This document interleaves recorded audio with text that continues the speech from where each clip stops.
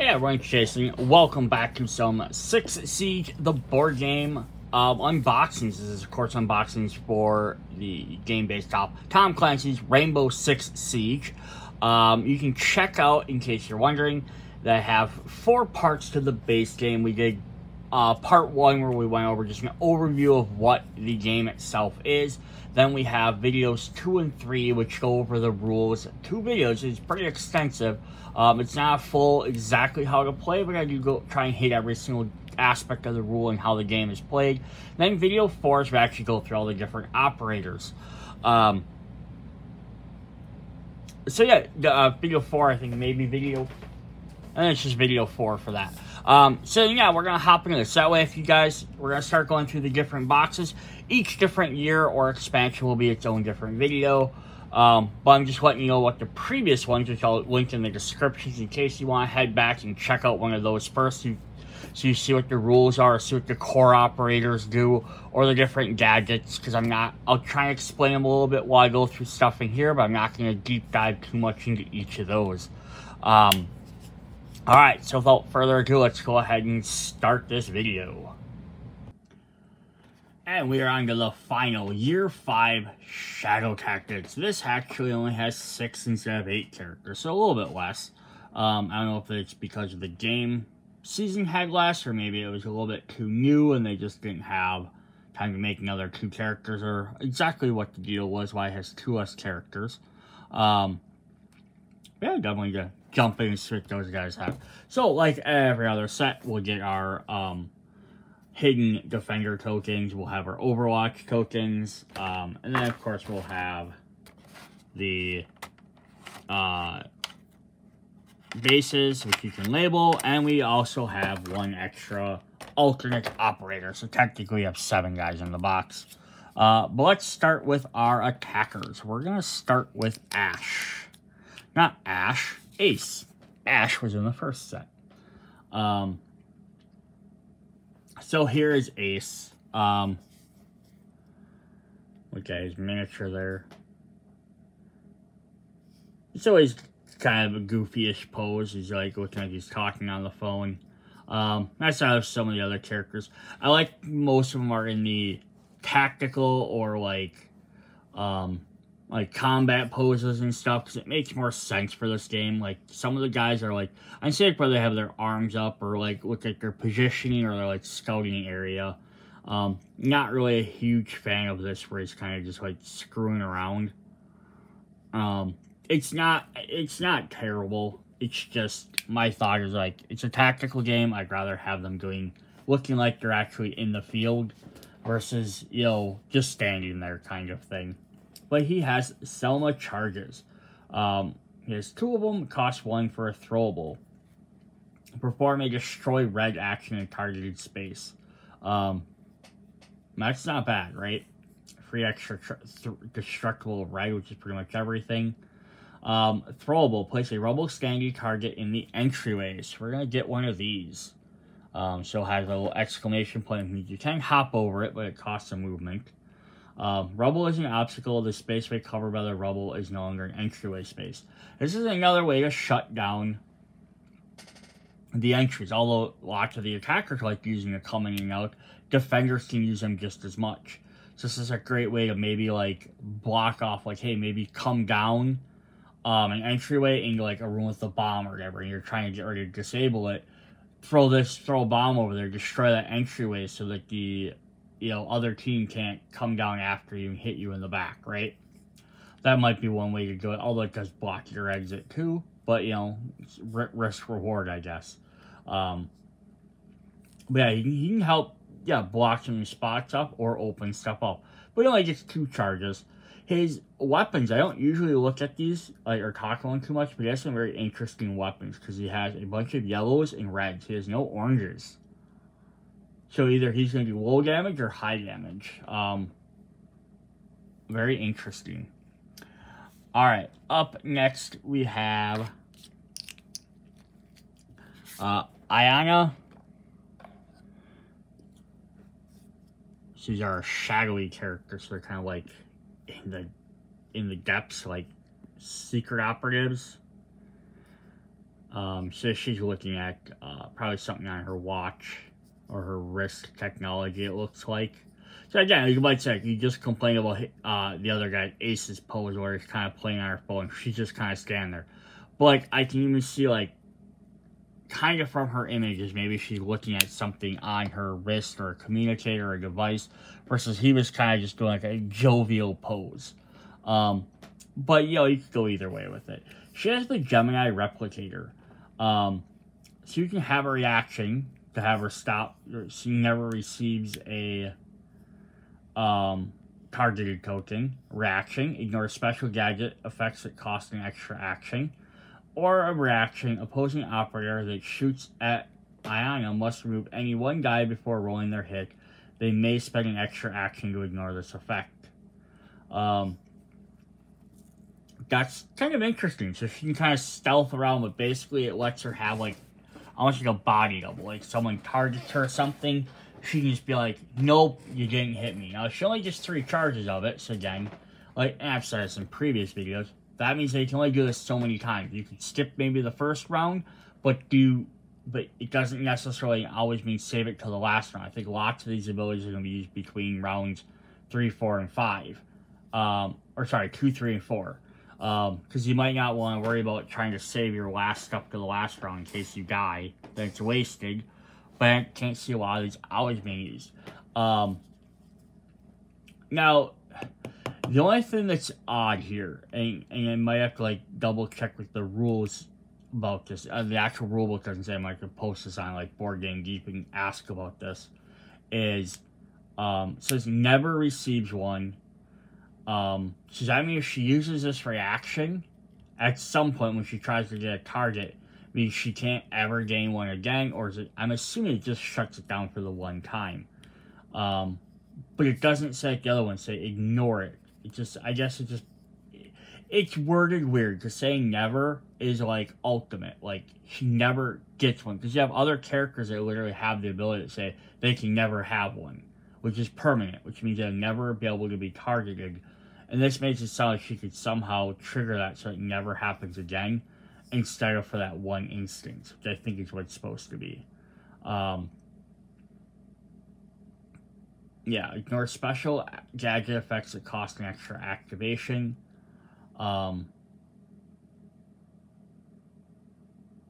because the way it's worded is, it makes it sound like she can just, if you use this reaction, she can always do it, where I think it's supposed to be a one-time effect. Because the other one does say when they perform an action, a shoot, they must remove any die. So that does make sense. But the other two kind of seem like I think they're supposed to be one-time use. Like, if this happens, you react to it, basically dodge it or ignore that thing. But the way it's wrote on there, it makes it sound like it becomes a permanent effect. So just maybe I'm just reading into it too much. All right, our last different operator is Zero.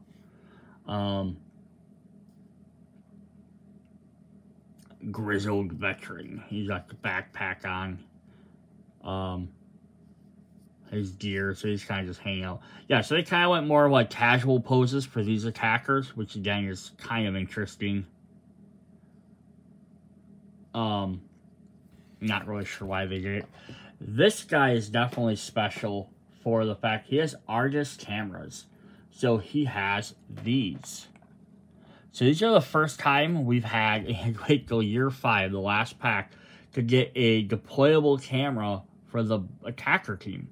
Otherwise, none of the other characters had any. So this is a wall one, always visible, electronics and yellow.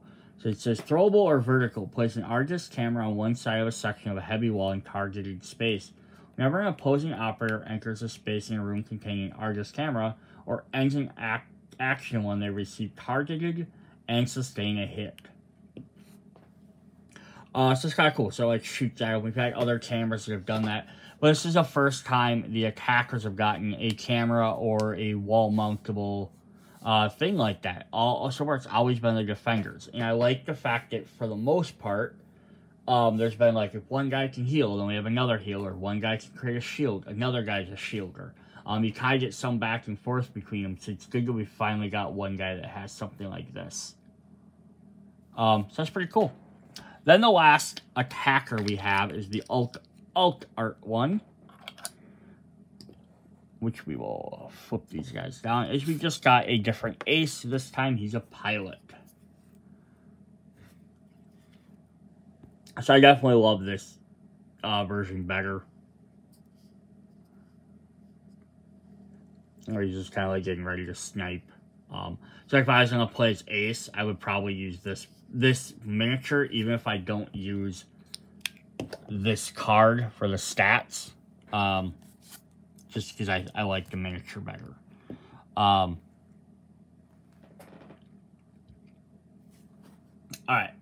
I do have that in the right order, right? Yeah, that's the alt. Make sure I'm explaining there. Yeah, so the stats is the alt one loses his run, but he does gain 1 extra health and a better destroy. That's kind of an interesting trade-off. But then we see, like I said before, he didn't have any orange. He does gain some orange in his orange and red, so he's a little bit deadlier at close range. Does lose a die in 4 to 6, but he doesn't have the shield breaker. And the same thing with 7 is he loses a shield breaker. So I think he becomes a little bit more overall deadly. And the other one with some more health, but he can't run as fast. So kind of interesting, depending on which stats you like. Alright, let's scooch into the defenders. We only got 3 of them to go through, so this won't be as long of a video. We have Muesli. I hope I said that somewhat close. Yes, this is like, super action pose, but you can see she's maybe like, posing for a shot. Like she's looking around. She's got that camel, like the leaf camel, which is kind of neat. Doesn't look maybe as great on here again, but a paint job can definitely do wonders. You can kind of see it on there. She has leaf covering. I don't know how good that's gonna be for all these missions are in buildings, but it's still kind of neat. She has the Banshee Sonic Defenses. So she'll get these 2 little small ones, which are bulletproof, electronic, and yellow destruction. Set up, place 2 Banshee for 2 sections of the heavy wall. Opposing operators must spend 1 extra movement point when they enter a space in a room containing 1 or more Banshees. At least it's 1 or more, so it doesn't really make sense to put them in the same room. But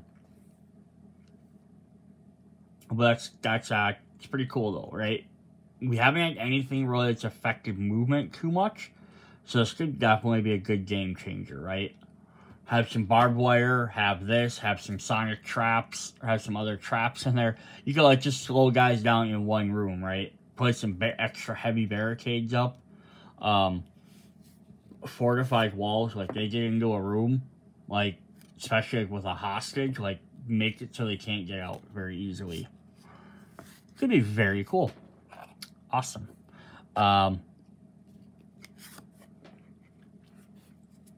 We have Arun, Aruni. So she looks like she's going to kickbox your ass. Is definitely what this looks like. She doesn't even have I guess she does have a gun out. But she's gonna punch you. Also interesting, they kept the scar on her face, which we'll see in the actual portrait a little bit better. But it's kind of neat they worked that into the miniature. Nice little detail. You can't see as much on the picture, I guess, because the way they have her face turned. But yeah, she has a giant scar on the side of her face. Kind of neat to added that in there. Little flower blossom. She has Sharia laser reaction. After moving through a door or a window into a room containing a control, hostage, or bomb objective token, or a scooch this over a bit, or a miniature, an opposing operator receives a stun and sustains a orange die hit. The opposing operator may spend extra activation to ignore this effect. Interesting. So this is kind of like, we've had a couple other guys, operators that have had the ability to, like, essentially lay out invisible traps, which I think is really fun, because the base game, you just had your regular setup stuff, but then they had some of the expansion guys that essentially have hidden traps. They enter or add certain areas. You can do a reaction saying, oh, this was there, right? And I did do a thing to you. Yeah, after moving through a door window into a room containing a control, hostage, or bomb objective token, or a miniature, an opposing operator receiving this game. Yeah, so basically if they enter into a room, you can have this laser shoot at them, stuns them, and takes damage. So that's pretty cool, because that's going to be very helpful if, like, hey, they're going to have to go after one of these things, right? So you can do that, and you can hit them from anywhere with that. So that's a very powerful ability. Especially to think of, like, oh, I have some health, I can just dodge wherever. You could, like, essentially leave a control thing open for them, or leave the hostage room open so that they purposely go in there and they take a hit, right? Or they might not be thinking and they're trying to leave and they're just like I'm just trying to get to, like, the 5 token, and there's a 3 here, and they run through the 3 room or something, and they take damage because they're not thinking about it. Yeah, so you can definitely do stuff. Just one guy for range, for melee range. It's kind of funny, because she looks like she's about to kung fu you, or punch you, like, you know, it's how her pose looks, and she has no attack dice for melee. Kind of interesting. Alright, so our last character in this box is Oryx. This guy is a running gunner. Again, that's crazy that they made these poses like that, like, right, where it's just his foot holding him on there. It's like he's got a shotgun on him. Yeah, all the other guys kind of seem like stealthy, or like assassin or spy guys. This guy looks like he's like, I'm running through the front door and I'm gonna, like, tackle you. So he gets an activation token. Another character has that. It's a nice little extra thing. This is him dashing. Rima tactical gear. While moving, Oryx can pass through partitions along his route by performing the destroy action on them at no cost. Oryx also ignores the exclamation point for obstacles and can use blue entryway spaces. Oh boy, so this guy, yeah, he only has 2 run. Kind of wish he had 5 run, but, like, maybe it might have been too abusive. But yeah, he is going through stuff, right? He has really good melee. He's gonna get up and melee you. But yeah, he can move through partitions on his route performing orange destroy, and hop over obstacles without any additional things. So he can run over furniture and all that. Plus these blue entryway spaces, which means he can, like, go outside the building and come in from another side. That's crazy. He's the only guy that can do that for orange. You have to use an action, so he can't do it every time. He can only do it. But again, this refreshes every turn, so you can use it, and then you can use it during his move action. You have to spend his token, though. You have to spend one of his action points to use it, but then you can do his movement and do his other action. So you gotta debate whether it's worth spending that token to do this extra ability. That's cool. So you got some really neat extra stuff in there. Alright, that was Year 5 Shadow Tactics. Hope you guys have been enjoying these videos. Check out the other boxes. We just got the Duel Runner Up left to go, and then we're done with these. And then we can jump into if you've been following these in order, then we'll hop into, like, the accessories and all the extra stuff. Alright, see you guys then. Bye.